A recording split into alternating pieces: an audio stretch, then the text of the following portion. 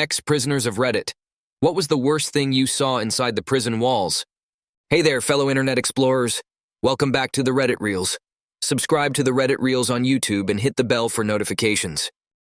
I spent 6 years in prison. 1 month in, I watched a Crip-on-Crip gang stabbing. They stabbed the guy 60+ times while he was curled up in a ball screaming, "Help!" But nobody could because you'd be a target next. He somehow survived, but I couldn't tell you how. I think about it every day. Saw someone break a small branch off a tree in the yard, dry it out in the sun, sharpen it down to a point on the concrete, and then stab a guy in the back with it 4 times. He had to be airlifted to hospital because it punctured his lung. I made a friend early on who was sentenced to life for killing a man that had touched his niece. He'd been locked up for about 5 or 6 years when I'd first met him. Talked to him every day for 3 years, and one day he comes up to me and says he needs to talk to me about something. We do a lap on the back 40, and he tells me his old lady is leaving him and isn't bringing his daughter up to come see him anymore.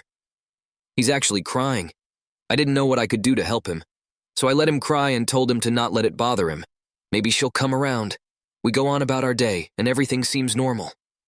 That night he woke me up. He bunked across the hall, crying. I got up to talk to him, and he says he wants to die, and that he's glad I'm up because he doesn't want to be alone. I start hitting the panic button for my cell and screaming for a guard, but no one comes, and I have to watch while he pries his mirror off of his wall. He put on his linens and blanket like a big robe, and he cuts his stomach with his mirror. It was hard to see much because of the blankets and the dark, but I could smell his blood. Then he lit his blankets on fire. The co's got there when the smoke alarm went off, but they were too late. I still have nightmares about it, screaming for him to stop, to just talk it out, but he never does. I've seen a lot of fucked up shit, man, but this was probably the worst. Or at least it stuck with me the longest. I turned 6 months into 3 years of juvie time. While not really bad, this one kid supposedly fell in the shower and hit his head. Not sure if it was a planned ruse, but after he came back from the hospital, he suddenly forgot how to talk and lost his memory. He'd communicate with whimpers.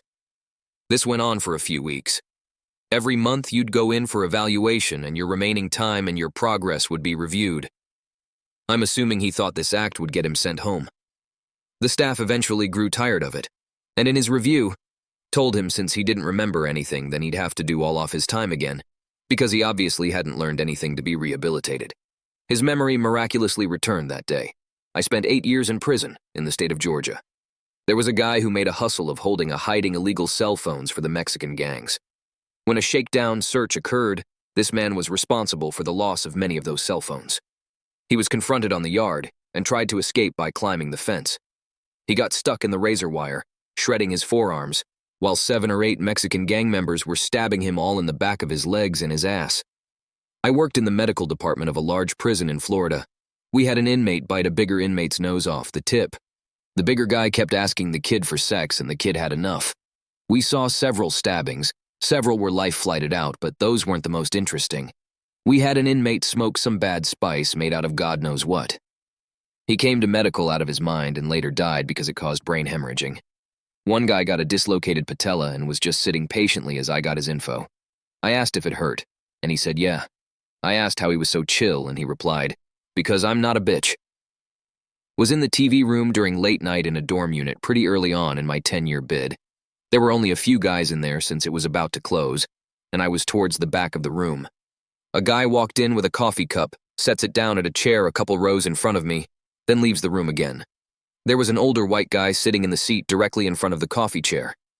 Couple minutes later, the man who left the coffee comes back in through the back door of the TV room, walks right past me with a huge piece of metal.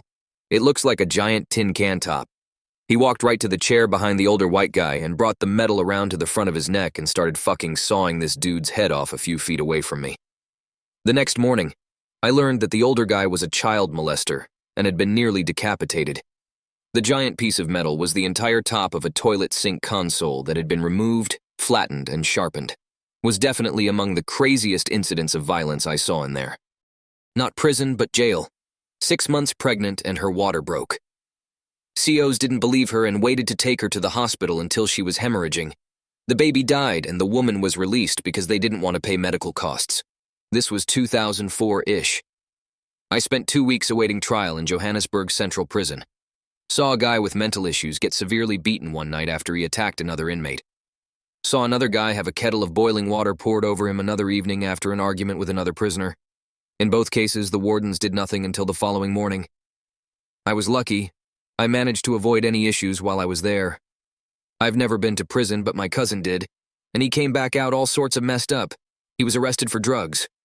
According to him, he spent the majority of his time in solitary confinement. For his safety, he said that his first couple of months there were okay as far as prison goes. But that one day, for whatever reason, some guy who had been kept separate from the general population was accidentally put with the rest of the prisoners, unsupervised, and that a few prisoners grabbed the guy and that they stomped on his elbows and legs to break them before they sodomized him with some shivs. My cousin said that those guys did it all in an instant, and that they threatened him if he snitched. My cousin was later interviewed by some of the guards before they took the guys who did this, and so some thought that he had snitched. He says that he didn't, but that didn't matter because the guards had put him in solitary for safety, and was eventually kept there for months longer, because he wouldn't snitch, so they tried to accuse him of being an accomplice. We live in Mexico, Guadalajara. My uncle has diabetes, and at that time his health was really bad. He had a divorce 12 years ago, and her ex-wife and him lost all contact, so she didn't know about his condition. She didn't receive her pension, so she sued him, and by the end of that week he was taken to a prison called Puente Grande. He was there only for 3 days. It was easy to prove that it was impossible to work in that state, but he saw a lot of terrifying stuff there. First of all, prisoners have a hierarchy there. When new prisoners come, there are prisoners with power to judge them and punish them according to their stories on how they got there. Guards know this, but there's a lot of people with power inside the cells. According to my uncle, they were taken to a large room by the guards. When they left, other prisoners came and started questioning them. One of the new prisoners admitted to raping a girl, getting caught by the police and ending up in prison. The other prisoners got so disgusted that they beat him up and then violated him with a stick. He saw this happen before he was questioned himself. Thankfully, nothing bad happened to my uncle when he was there, and he got out of there as soon as we were able to prove that he had diabetes. He told this story just as he got out of there and when I was 17. My uncle was in for 17 years for marijuana-related charges. He was in a ward with 2 other guys with the same name as him, both of them in for 7 years. One of them killed a guy and the other was a child molester. One day when my uncle was in the showers, a group of guys who mistaken him as a child molester were about to serve prison justice on the wrong guy. He quickly realized the situation, sprinted naked out the showers to grab his papers to show the guys they have the wrong dude. And there you have it, folks. Our journey into the world of ex-prisoners' stories on Reddit. I hope you found these accounts as eye-opening and thought-provoking as I did. Thank you all so much for being a part of our incredible community. Your support means the world to us, and it's what keeps us going. Stay curious, stay safe, and until next time, take care.